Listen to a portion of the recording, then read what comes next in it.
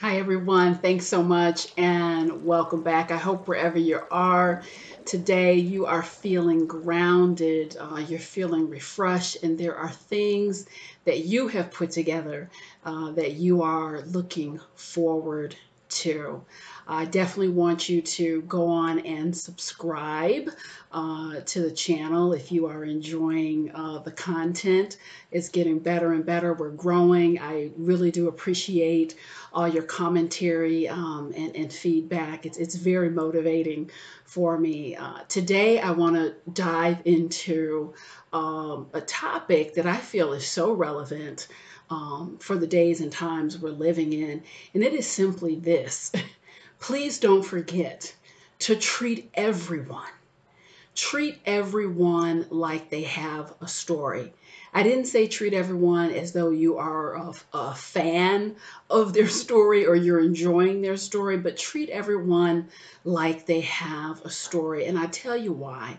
This is the reason because more and more you're going to be seeing things in the coming months and the coming years that really may perplex you, leave you scratching your head. And there's a reason. There's a reason for that.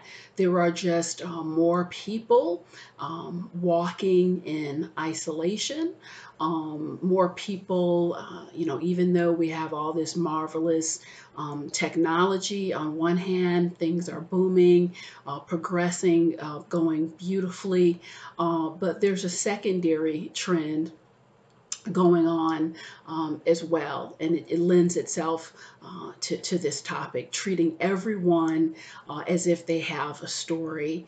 Because anything that a man or woman ever becomes, it's because of what they experienced in life or what they did not or what they have not experienced. I mean, you think about children, a child is going to literally be an offshoot of what the parents are teaching until they are of age to start having independent experiences, and then their personalities start to blossom and flourish. So I'd like you to keep that in mind as I share some stories that I hope will stay with you and hit the point home. And I'm going to ask you really to hang in with me to the end of the video, because you think I'm going in one direction, but at the end I'm going to kind of flip the message. It's a two-sided coin today, if you will. I worked with a woman some years ago in her mid 30s, and she had grown up with a mom who was just really, let's just say her focus was not necessarily on her children.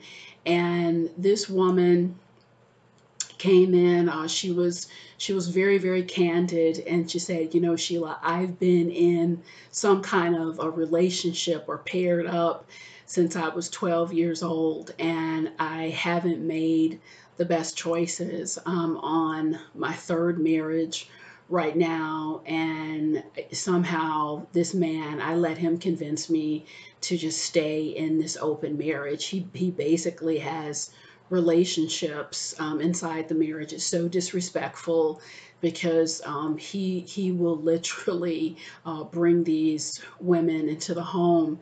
And the reason she made her way in, she had this epic moment.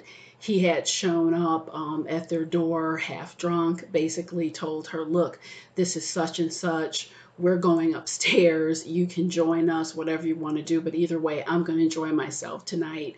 And she wasn't shocked, because this was kind of the level of treatment she had come to expect, and it was acceptable to her. And as she describes it to me, she was downstairs watching this movie. It was a romance, while her husband was totally disrespecting her upstairs. And she said, Sheila, I'm watching this movie, and this man is treating this woman like she's gold, like she's just royalty in this movie. And I'm thinking to myself the whole time, could something like this even be possible for me? I see what I'm watching here, but could something like this be possible for me? And she was like, I know this is not right. I would leave. I'm just afraid. I feel like this is literally the best I'm going to be able to do. And then she asked me a point blank question. She was like, do you even think that's possible for someone like me?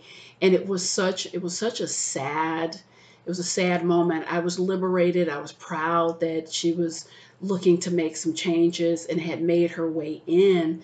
And before you judge her and judge that story, again, go back to what I said. You know, we are just a sum total of our collective experiences. And she didn't know any better. She didn't know any better, so she wasn't doing any better. And it's important to always keep in mind that some of the things that you may scratch your head at or be perplexed by, there's an underbelly. There's always a story. And fortunately or unfortunately, people don't always have their stories plastered across their forehead. And this is where taking a walk that is compassionate, you know, you certainly don't have to entertain everything or everyone that comes your way, but there is a way to meet most circumstances with a level of decorum and compassion, which is truly called for these days. I want to share the flip side of the coin too, why it's important to keep in mind that everyone has a story, because you may not want to be cast in the starring role of someone's life. Let me share this story with you. A woman in her mid 20s had lost years, because her father, who had certainly financially supported her, was not supporting her emotionally. I mean, literally, he was just kind of gallivanting around the world. This was so upsetting for her, to the point where she had contemplated, you know what, if this is how it's going to be, she had contemplated taking her life. And a whole family intervention was called. And this is literally what it took for this man to slow down and give her some attention.